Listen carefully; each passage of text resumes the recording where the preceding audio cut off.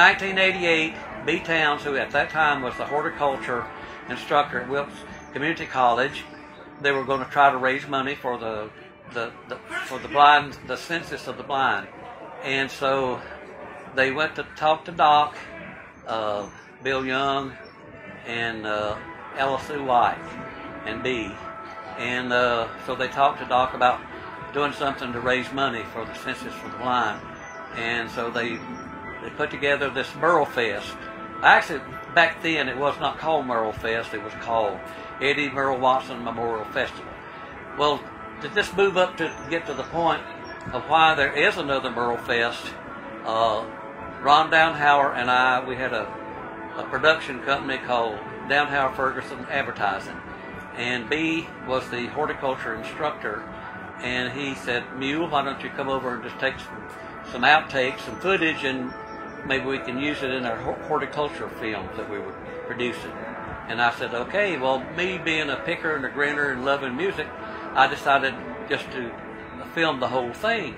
Well, we were lucky because Cliff Miller, who is the sound man, been here forever, he walked by and we were using a professional deck that had 4 XLR connectors.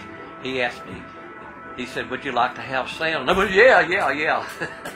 So anyhow, we filmed everything, and we had a stationary camera, and then I had a roving camera. Back then we had the great old big 3/4 decks and the big old Ikegama red cameras, and I would go around and get up on the stage and get all kinds of different shots.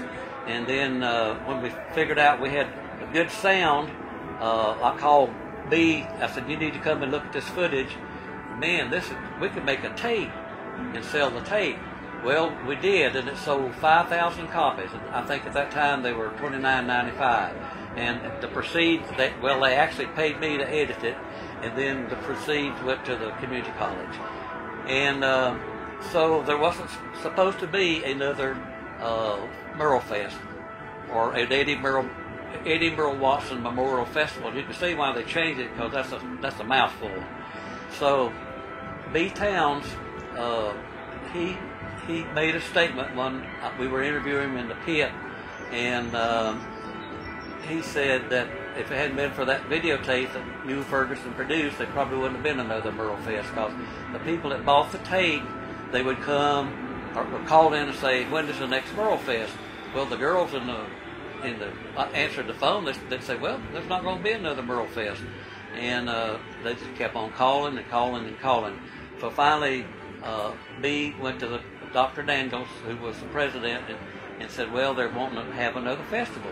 He said, well, go talk to Doc, and if he wants to have another one, we'll see if we can put it together. So he went and talked to Doc, and Doc said, well, if we do one, we need to pay all the talent. The first Eddie Merle Watson Memorial Festival. Damn, it's hard to say. He said, if we do one, we have to pay them. But the first one, they did not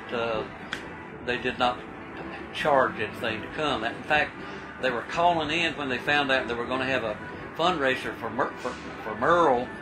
They'd call in and say, we want to come and play. We want to come and play. How do I get to play? And they said, well, we can't pay you. I don't want no pay. I want to come and play with Doc and raise money. So basically, B, in the interview, he said if it hadn't been for that videotape, there would not be we wouldn't be here.